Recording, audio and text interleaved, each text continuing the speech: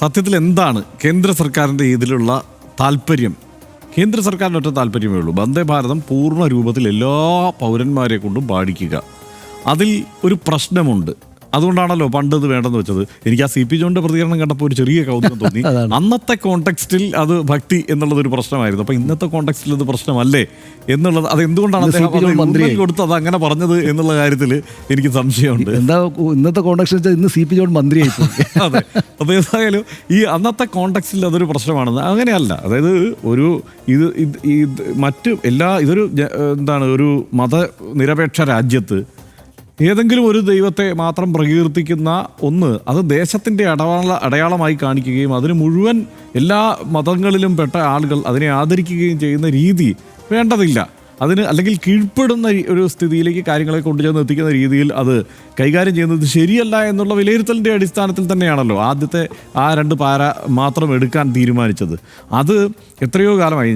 നമ്മുടെ സനീഷ്, എനിക്ക് തോന്നുന്നു നമ്മുടെ ചെറുപ്പത്തിലൊക്കെ ആണെങ്കിൽ ആകാശവാണി രാവിലെ കേട്ട് തുടങ്ങുന്നത് വന്ദേ മാതരത്തിലാണ്. അതുകൊണ്ട് തന്നെ അത് മാനപ്പാഠമാണ് എല്ലാ ആളുകൾക്കും.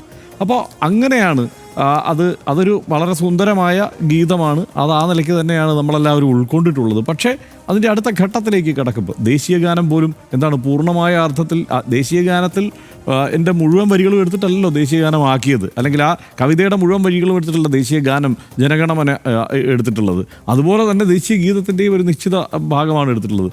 പക്ഷേ അത് പൂർണ്ണ അർത്ഥത്തിൽ വായിച്ചു വരുമ്പോൾ ഈ ഒരു ഹിന്ദുത്വ വിശാല അർത്ഥത്തിലുള്ള ഒരു ദേശരാഷ്ട്രത്തെക്കുറിച്ചുള്ള സങ്കല്പത്തിലേക്ക് അതിനെ കൊണ്ടുചെന്ന് എത്തിക്കാൻ വേണ്ടിയിട്ട് കഴിയും എന്നുള്ളത് കൊണ്ടാണ് അത് എല്ലാ ആളുകളും പാടണം എന്നുള്ള ഒരു നിലപാട് കേന്ദ്ര സർക്കാരിനുള്ളത്.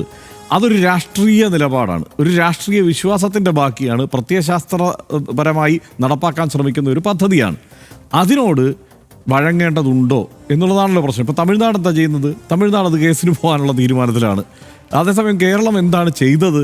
കേരളം ഇപ്പോൾ ആദ്യ ദിവസം സത്യപ്രതിജ്ഞ ദിവസം അത് പൂർണ്ണ രൂപത്തിൽ പാടുന്ന സ്ഥിതിയുണ്ടായി. അത് പക്ഷേ പിന്നീട് വിശദീകരിക്കപ്പെട്ടു. അത് ഗവർണർ തീരുമാനിച്ച അല്ലെങ്കിൽ രാജ്ഭവൻ തീരുമാനിച്ച മട്ടിലാണ് ആ ചടങ്ങ് നടന്നത് എന്ന്.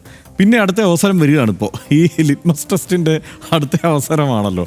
അപ്പോൾ ആ സമയത്ത്, കാരണം കേരളത്തിലൊരു ഗതികേടിലേക്ക് കേരളത്തെ തന്ത്രപരമായി ഈ യൂണിയൻ സർക്കാർ കൊണ്ടുചെന്ന് എത്തിച്ചിട്ടുണ്ട്. കാരണം ആരാണ് ഇവിടെ ചാമ്പ്യൻ, അതായത് BJP എതിർക്കുന്നതിൽ ചാമ്പ്യൻ ആരാണ് എന്നുള്ളതിലുള്ള മത്സരം കൂടിയാണല്ലോ കേരളത്തിൽ നടക്കുന്നത്.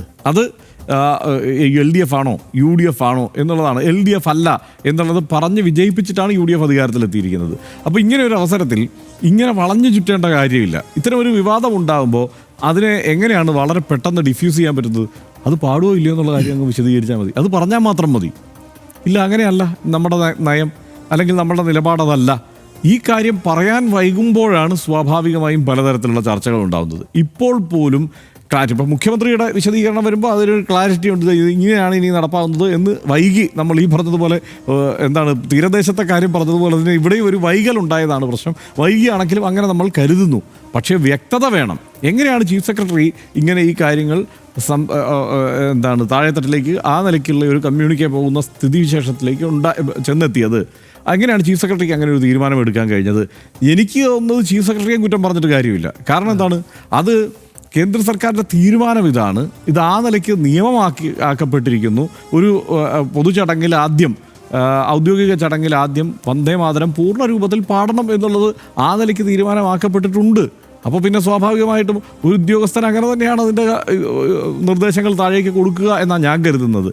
പക്ഷേ ഈ കാര്യത്തിൽ രാഷ്ട്രീയമായ തീരുമാനവും നിലപാടും കൂടുതൽ ഉറപ്പോടെ നേരത്തെ സർക്കാർ പ്രഖ്യാപിക്കേണ്ടിയിരുന്നു. അതിന് വൈകി. ഇപ്പോൾ പോലും അന്നത്തെ കോണ്ടെക്സ്റ്റിനെ കുറിച്ചാണ് CP ജോണൊക്കെ പറഞ്ഞുകൊണ്ടിരിക്കുന്നത്. ഇന്നത്തെ കോണ്ടെക്സ്റ്റിൽ കേരളത്തിൽ അതെങ്ങനെയാണ് ഉൾക്കൊള്ളേണ്ടത് എന്നതുകൂടി CP ജോണൊക്കെ വിശദീകരിക്കേണ്ടതുണ്ട്, അല്ലെങ്കിൽ ആ ഉറപ്പോടെ കാര്യങ്ങൾ പറയേണ്ടതുണ്ട്. അതുണ്ടാവുന്നില്ല എന്നുള്ളതാണ് പ്രശ്നം. ഇത് ചർച്ചയാവുന്ന പശ്ചാത്തലം കൂടിയുണ്ടല്ലോ. കാരണം എന്താ, ഈ പറഞ്ഞ ഈ അവസ്ഥയിലേക്ക്, ഒരു പ്രത്യേക അവസ്ഥയിലാണ് UDF സർക്കാർ അധികാരത്തിലെത്തുന്നത്. എല്ലാവരും സൂക്ഷ്മമായി നിരീക്ഷിക്കുകയാണ്. ഇവർ പറഞ്ഞ കാര്യങ്ങളിൽ, അതായത് ഇവരെതിർത്ത കാര്യങ്ങളിൽ ഇവരെങ്ങനെ കൈകാര്യം ചെയ്യുമെന്ന് നിരീക്ഷിക്കുമ്പോൾ PM ശ്രീ ആദ്യം വരുന്നു. ആദ്യം തന്നെ വന്ദേ മാതരം വന്നു. അത് പിന്നെ നമുക്ക് പറഞ്ഞു നിൽക്കാവുന്ന ഒരു സാഹചര്യം സർക്കാരിനുണ്ടായിരുന്നു. അതിനുശേഷം PM ശ്രീ വരുന്നു. അതിനുശേഷം വഖഫ് ഫണ്ട് വരുന്നു, വഖഫ് വിവാദം വരുന്നു, നിയമവിവാദം വരുന്നു. അത് യോമൻ പ്ലീഡറുടെ നിയമനം വരുന്നു. തെരഞ്ഞെടുപ്പ് കമ്മീഷണറുടെ നിയമനം വരുന്നു, VC-യുടെ നിയമനം വരുന്നു. ഇങ്ങനെ ഓരോരോ കാര്യങ്ങൾ വരുമ്പോഴും ഇവർ പറഞ്ഞതിന് വിപരീതമാണല്ലോ പ്രവർത്തിക്കുന്നത് എന്ന് ആളുകൾക്ക് തോന്നാൻ തക്കവണ്ണം സാഹചര്യം ഉണ്ടാകുന്നു. അപ്പോൾ സ്വാഭാവികമായി വിമർശനം ഉണ്ടാകും. അതിൽ വീണ്ടും അടുത്ത പരിശോധനയ്ക്കുള്ള സമയം എത്തിയിരിക്കുകയാണ്. അത് ഈ വന്ദേമാതരത്തിൻ്റെ രൂപത്തിൽ ആണ് വന്ന് ചാടിയിരിക്കുന്നത്. ഇത് ഇവിടെ മാത്രം തെളിയിച്ചാൽ മതിയോ എന്നുള്ളതാണ് എൻ്റെ വേറൊരു സംശയം. കാരണം കോൺഗ്രസ് ഭരിക്കുന്ന സംസ്ഥാനങ്ങൾ വേറെ ഉണ്ടല്ലോ, അവർക്കൊക്കെ എന്താണ് ഇതിനകത്ത് നിലപാട് എന്നതുകൂടി അറിയണമല്ലോ. കോൺഗ്രസ് ഭരിക്കുന്ന കർണാടക അടക്കം തെലങ്കാന അടക്കം മറ്റ് സംസ്ഥാനങ്ങളിൽ എന്ത് നിലപാടാണ് സ്വീകരിക്കുക ഇത്തരം കാര്യങ്ങളിൽ എന്നതുകൂടി ഈ പരിശോധനയുടെ വിഷയമാകും. സത്യത്തിൽ ഈ കാര്യങ്ങളിലെല്ലാം കേരളത്തിൽ എനിക്കതിനകത്ത് കൗതുകം തോന്നുന്നതാണ് എത്ര സൂക്ഷ്മമായും കൗതുകകരമായുമാണ് കേന്ദ്ര സർക്കാർ BJP അവരുടെ രാഷ്ട്രീയ പദ്ധതി നടപ്പാക്കുന്നത് എന്നുള്ളത്. PM ശ്രീയിൽ ഇവർക്ക് തർക്കിക്കേണ്ടി വരുന്നതാണ് കേന്ദ്രം എത്തിച്ച ഒരു അവസ്ഥയിൽ നിന്നുകൊണ്ടാണ്. ഇവിടെ വഖഫിൽ ഇവർ തമ്മിൽ തർക്കിക്കുന്നത് എന്തുകൊണ്ടാണ്? അവിടുന്ന് യൂണിയൻ സർക്കാർ എത്തിച്ച ഒരു അവസ്ഥയിൽ നിന്നുകൊണ്ടാണ്.